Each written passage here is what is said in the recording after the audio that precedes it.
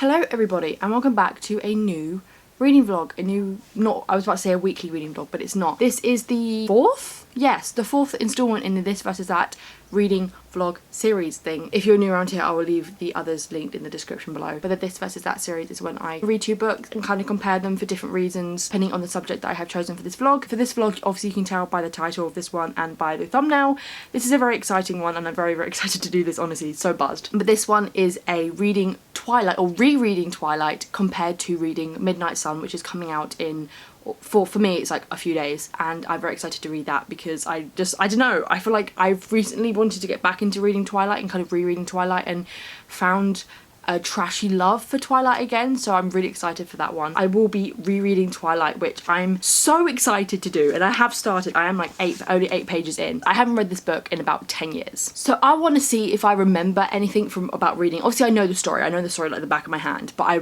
want to know if I remember anything from the book in the terms of like my experience of reading the book, and just to see how it fares up now from when I read it when I was probably like 10 or 11 to when I'm like 21. It's gonna be interesting, it's gonna be fun, we'll see how it goes. As I said, I am about 8 pages in and I already have tabbed a few things.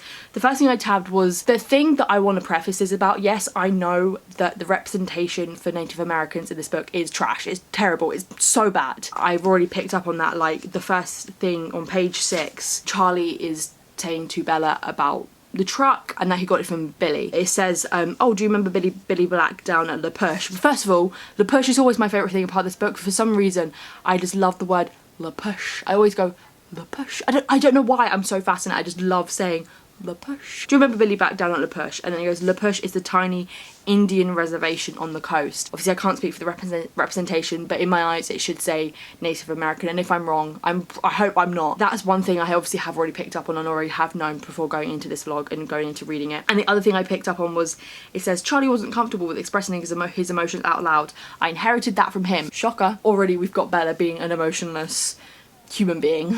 I am super excited to dive back into this because I'm honestly trash for Twilight. I know a lot of us on BookTube are, but I feel like in real life a lot of people don't like, it's not that they don't like it, it's just they just don't care for it, and it's just Twilight's a thing of the past and it's still like a joke.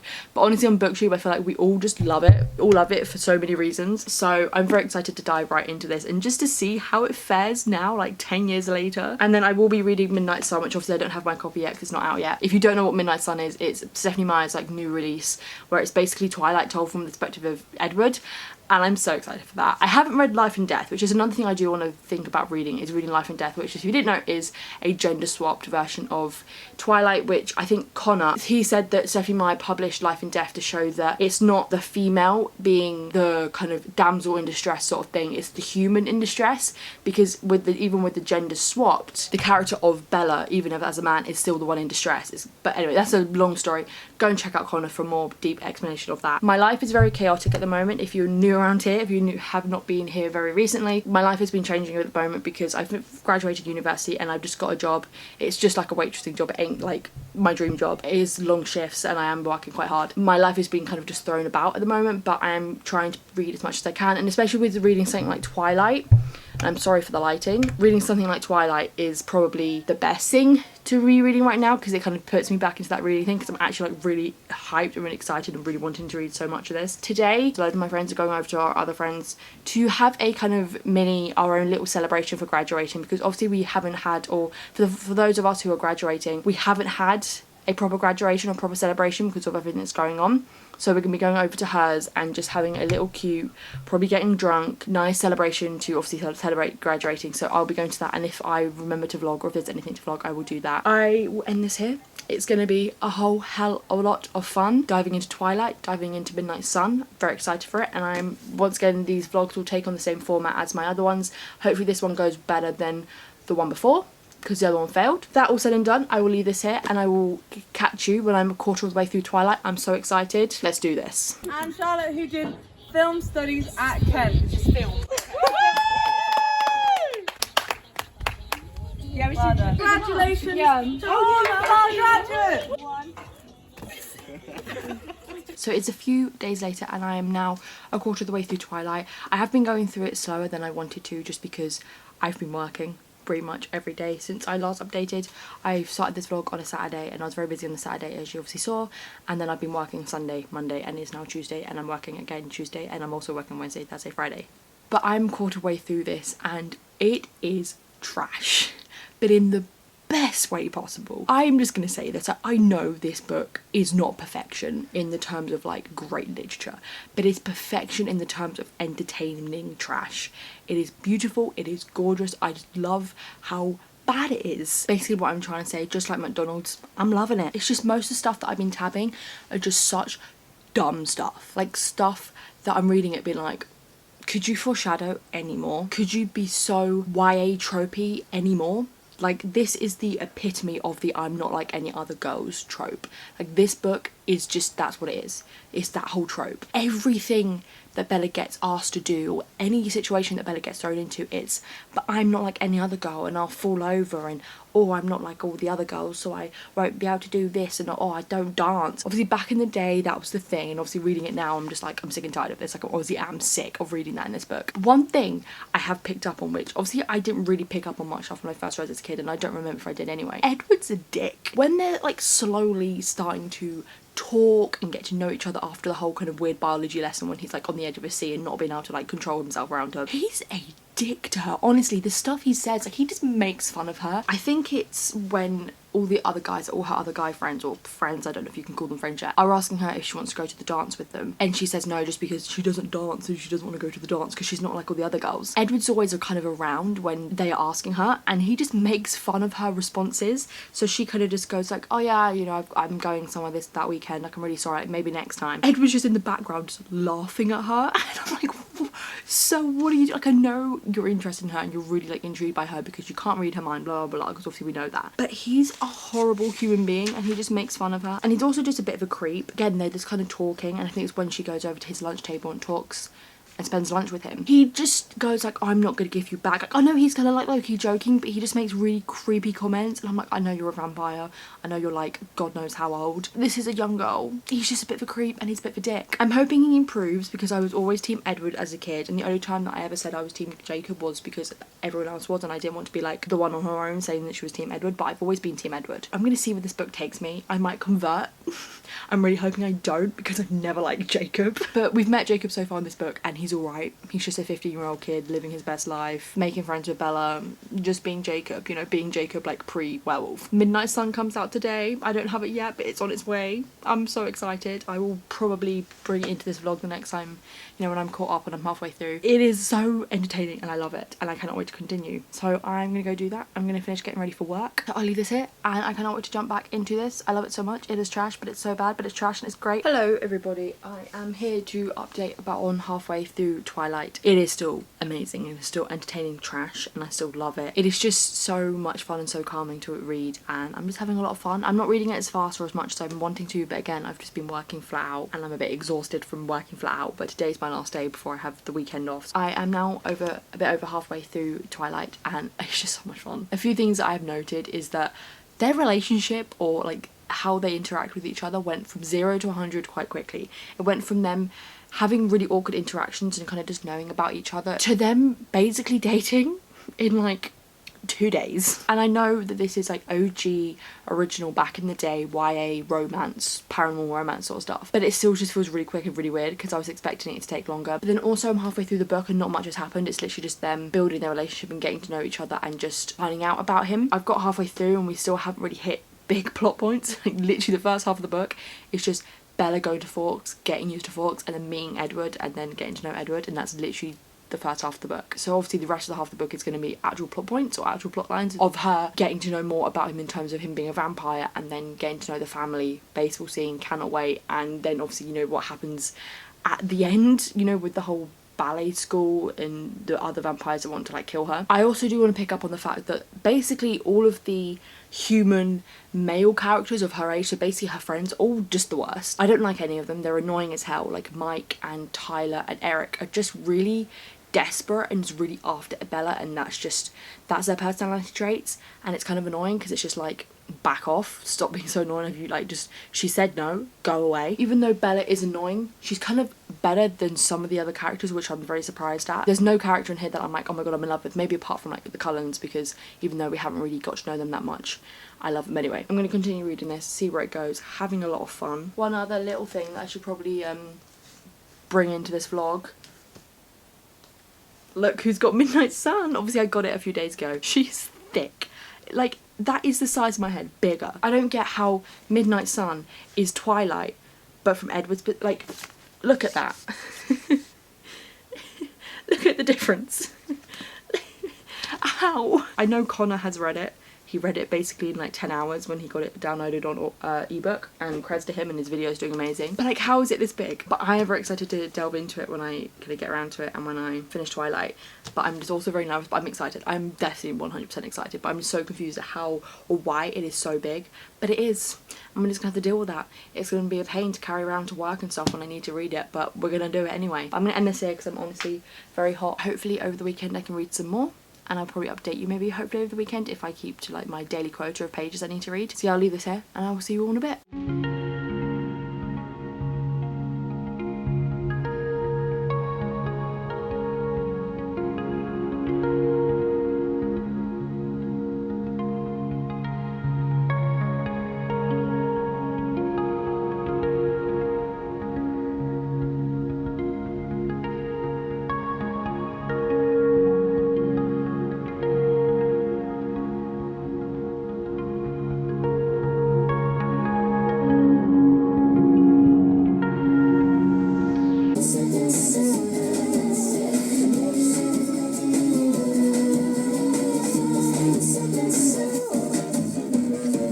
So I think you can tell what scene I just read. You can literally see from my expressions that I'm like freaking out. I'm like, oh my god, it's the baseball scene. So yes, I'm 3/4 of the way through now, and 3/4 of the way through is literally just the end of the baseball scene. I loved it. I put Supermassive Black Hole on while I was reading it because I just had to, and it made it 10 times better. And I sometimes forget how that scene ends. That it ends with Alice going like, oh god, there's 3 other vampires on their way. 3 vampires who are gonna see Bella and be like, food.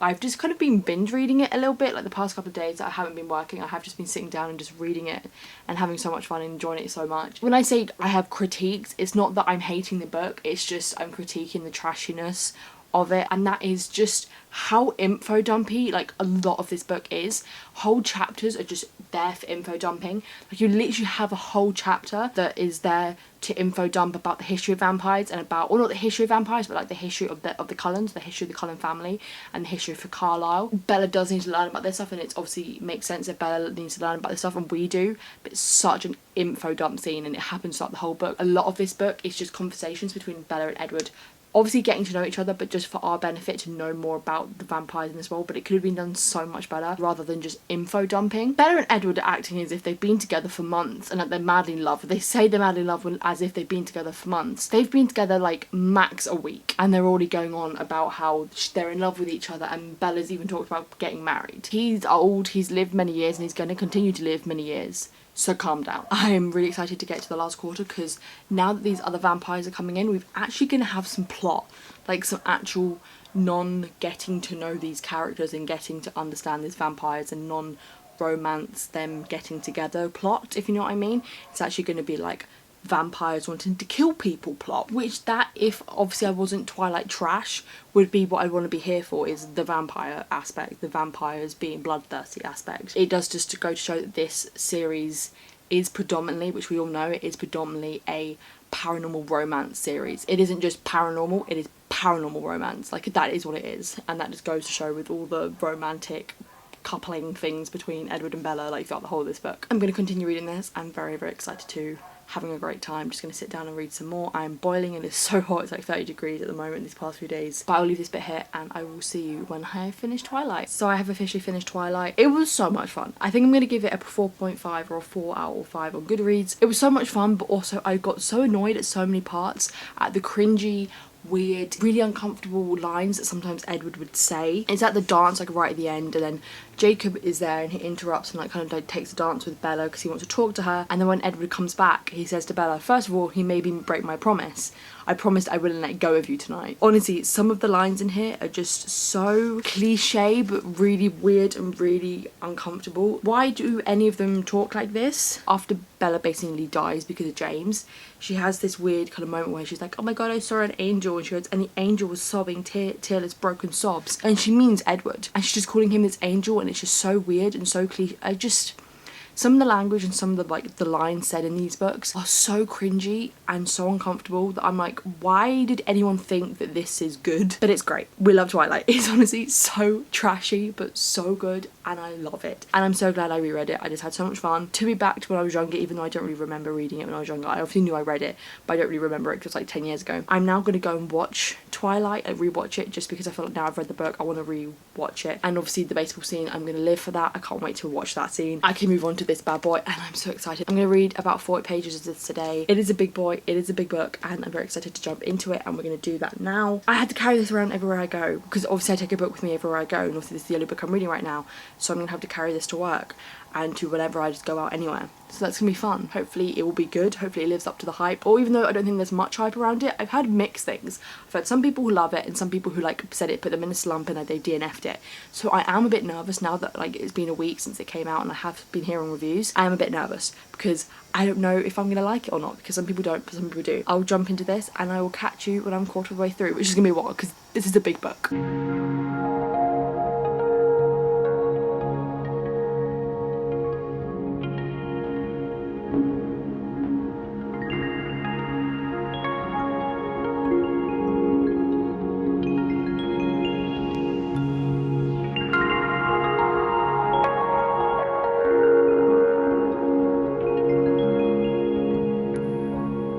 Hello everybody, I'm very sorry for this lighting, but I'm quarter of the way through Midnight Sun and I need to film an update, and I honestly, this angling is also a bit dodgy. It's been like 4 days since I last updated you, since I last filmed. The main reason is because a quarter of this book is nearly 200 pages. I'm not a fast reader. I don't read like 15 books a month. I read 5, physically 5 books a month, if I'm lucky. And recently I just haven't been able to read as much as I used to, just because I work, as I've mentioned so many times on this channel recently, I work minimum 7-hour shifts and have no time during those shifts to read. Yes, I could read on my lunch break, but I don't really want to. I want to breathe, I want to eat, and I want to just catch up on my phone and just kind of reply to any messages or just go on Twitter, like stuff like that. Like I don't really have the time to read, and on the days that I am working I can't really read the amount that I want to. So it's been a struggle. I've had to take a book off my TBR this month just because otherwise I'll be pushing and I'll be struggling to get it done or get the last book that I want to read this month done. It's all easy, it's all better if I kind of lower my expectations for my reading every month,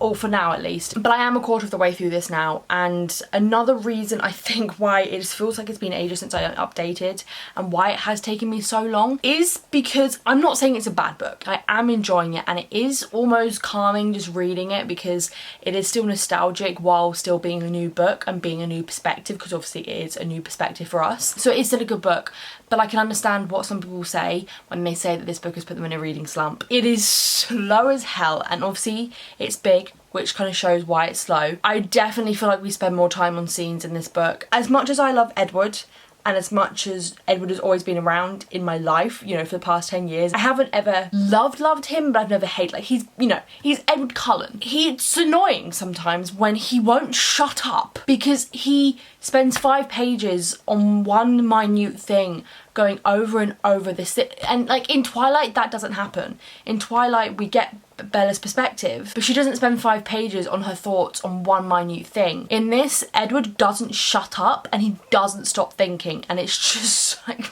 he's an overthinker to the extreme. Like, I thought I was an overthinker.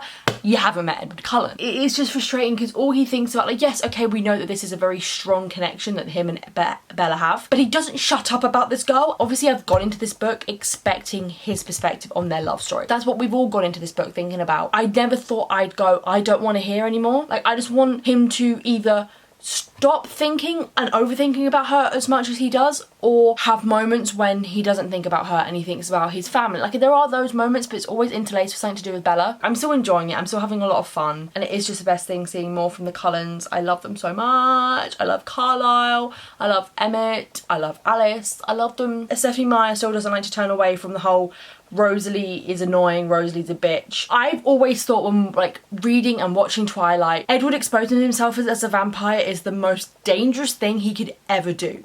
Obviously, it's fine. We all know it works out all right.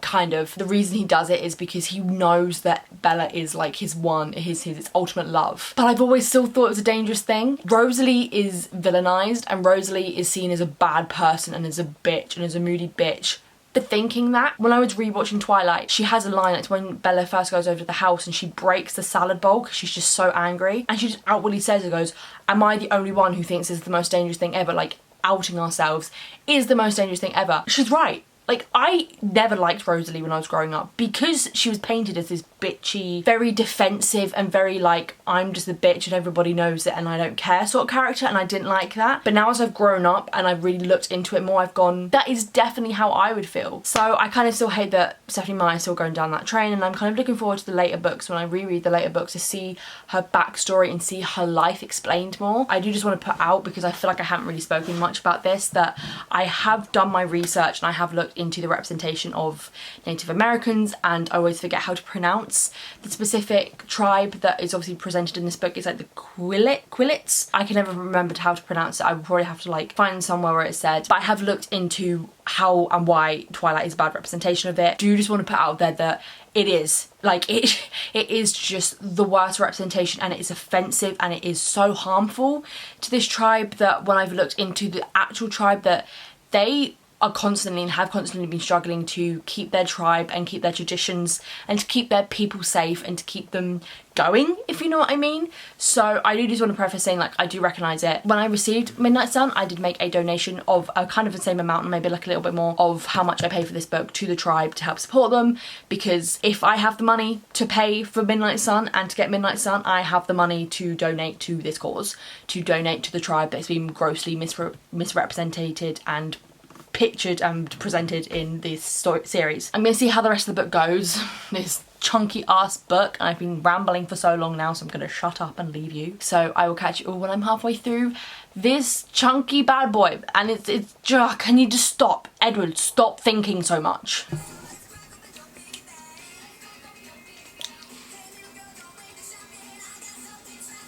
I'm listening to a lot of Zac Efron / thinking about Zac Efron a lot at the moment, because I love that man. Anyway, we're here for Midnight Sun, Charlotte, not Zac Efron. I'm halfway through Midnight Sun. Finally, it's taken me just over a week. Actually, that's not too bad. That's not too bad, actually, for a book this big, for it to only take me a week to get halfway through. I have been a lot better with my reading the past few days. I think because with work, I've been starting at 8:30 and then being able to come home earlier. So I have the evening to just do all my reading. And I actually really enjoy starting at 8:30, because even though I have to like get up at like God earthly time or earlier than normal, I get to come home earlier and it's just a lot better. And it's more chill in the morning at work. Yesterday at work, so Monday, your girl served a former Aaron Burr. If you know who Aaron Burr is obviously a real life person. He was a real life person back in the founding of the America time. He's obviously a character in Hamilton, and on the London West End in 2018 he was played by a guy called Giles Terrara. I think that's how you pronounce his last name. And I served him at work yesterday. I recognised him from Horrible Histories, but Midnight Sun, I'm halfway through and this book drags. I've never thought that I'm not getting bored of it. Like, I kind of am though. I'm not going to DNF it. I'm going to push through, because if I've got halfway, I'm going to push through. But I kind of wish I shouldn't or wouldn't have to push through, and I really wish I could just finish it. I want to move on to something else. I'm a bit tired of Twilight. Like, I never thought I'd say that. But I'm tired of just Edward thinking. I'm tired of just this book going on and on and on and not stopping. It's just so long. And it takes so long. This boy has a lot of thoughts. I know he's a mature older guy, but he's still a guy. How does that guy have so many thoughts? I feel like I have a lot of stuff that I wanted to talk about in the first part that I just never did, or the first quarter. And I feel like I have a lot of stuff that I want to talk about in this half that I just can't be bothered to and just forgotten. I think one thing I think I do want to pick up on is I can see Stephenie Meyer trying to justify some things that she wrote in Twilight. Some of the really creepy stuff that Edward does, like you have him going like, oh, I'm gonna go and sleep in her room, or go, not sleep in her room, but go and see her sleeping in her room, and he makes comments being like, that's a bit creepy. And obviously that's just like Stephenie Meyer looking back on her work of Twilight and going, this is a bit questionable. I'm just trying to justify it or trying to like go back on it. Then sometimes she doesn't. Sometimes I feel like she goes, I wrote that and what? I have been tabbing all the moments they kind of reference pomegranates, because obviously if you don't know, the cover is this, and that obviously, as I didn't know, and I think I got it pointed out by Connor, the whole pomegranate thing is a reference to Hades and Persephone, which this book references a lot, and is obviously what their kind of relationship is kind of based off. I don't know Hades and Persephone well enough to make that comment, but I've been noting whenever that happens, just because why not? Because obviously now that she has a chance to justify Edward's thoughts and what Edward is thinking in this, because obviously we only knew what Bella was thinking, all the weird stuff that she made Edward do, we never got that justification, but now we are. She's trying to like justify a lot of the weird stuff that he did in the first book that we kind of only got from Bella's perspective, if you know what I mean. Overall, it's just dragging, and I can understand why some people don't like it, because as I said, it drags, and I can understand why it's putting some people in to a reading slump. Another thing I wanted to note out, which I don't really think is really spoilers, one thing that obviously we know about Edward is he can read thoughts, he can read people's minds, and obviously the other one he can't is Bella. In this book, because it's from his perspective, we get a lot of other people's thoughts. We get him listening on to other people's thoughts, and we know that, and we've learnt that his family, you know, the Cullens, are used to him reading his thoughts, and he a lot of the time tries not to like snoop and all that sort of stuff. He just does it when he thinks he needs to, or when he can, or when he knows he can. What I